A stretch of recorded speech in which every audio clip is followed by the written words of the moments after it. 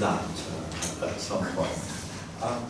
The other piece of paper contains a quotation from Francis Fukuyama's On the End of History and the Last Man. Almost everything I have to say about Fukuyama will relate to that quotation of about 200 words. Fukuyama's book, when it came out, had a significant impact. It was very well received in America, not so well received in Britain, I have to say. I think my intention today really is to look at that section from Fukuyama's book in which he claims that liberalism and democracy represent to all intents and purposes the achievement of human freedom. That this is the Hegelian process of freedom working itself out on the planet, and we've now got there. We've arrived at the limits of human freedom.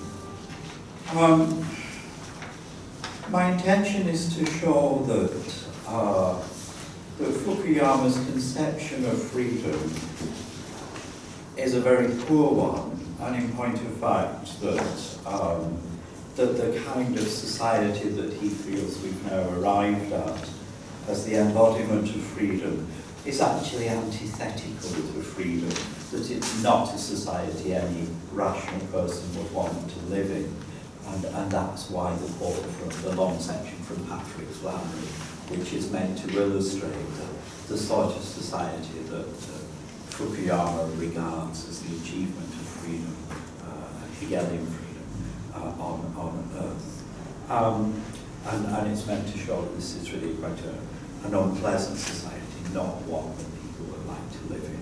So I say in advance that I'm quite hostile to everything that Fukuyama says in this passage. Okay.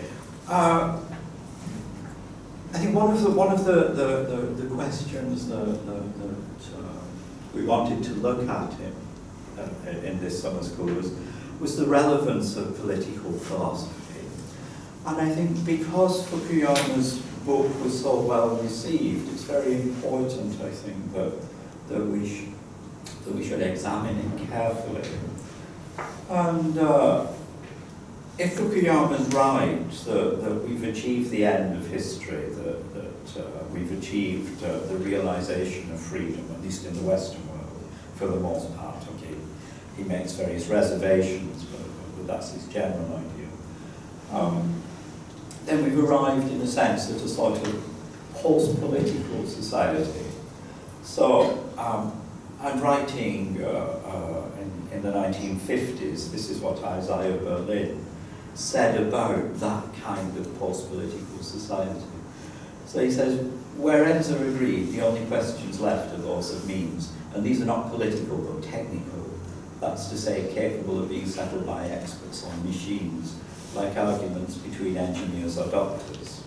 So that's why those who put their faith in some immense world-transforming phenomenon, like the final triumph of reason or the proletarian revolution, must believe that all political or moral problems can thereby be turned into technological ones. And I think one of the ideas you see in Fukuyama is the transformation of political ideas into technological ones. So if you look at our post-human future, when he looks at the possible arguments for regulating the biotechnology industry, he sees this as a technical argument. He sees it's an argument about what sort of regulations we should have, what degree of control should be exercised over corporations, who should be responsible for it, whether there should be self-regulation or whether it should be using external bodies, who should sit on these bodies, whether they should be national or international bodies. So it's a technical question, the sort of thing that Isaiah Berlin said can be settled by engineers. So, and I think the one of Fukuyama's themes is that we so far as we have the realization of Hegelian freedom, we've arrived at a sort of post-political world. Okay, why is political philosophy important? And I think again, going back to Isaiah Berlin, again writing in the 1950s, he says ideas are dangerous.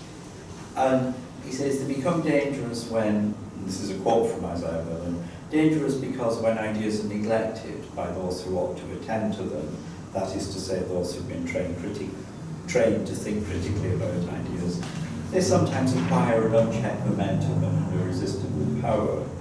And I think it's certainly true that some of the ideas which one finds either in Fukuyama or lying behind what Fukuyama says about the modern conception of liberal democracy has acquired an unchecked momentum and a near irresistible power, and that it's done this because we haven't really examined these ideas very critically. And I think, just to conclude with the idea of why political philosophy matters, I think it's not just important to examine these ideas because they're potentially far-reaching and potentially dangerous. One of the goals of political philosophy, according to Jeremy Waldron, is that the principles of society must be amenable to explanation and understanding, and they must be capable of being justified to the people who live under them. He says people should know and understand the reasons for the basic distribution of wealth, power, authority, and freedom. So that's why political philosophy matters, because we need to know why society is like it is, and whether we're happy with it, whether this is what we want. Okay, so this is Fukuyama's view of liberalism and democracy.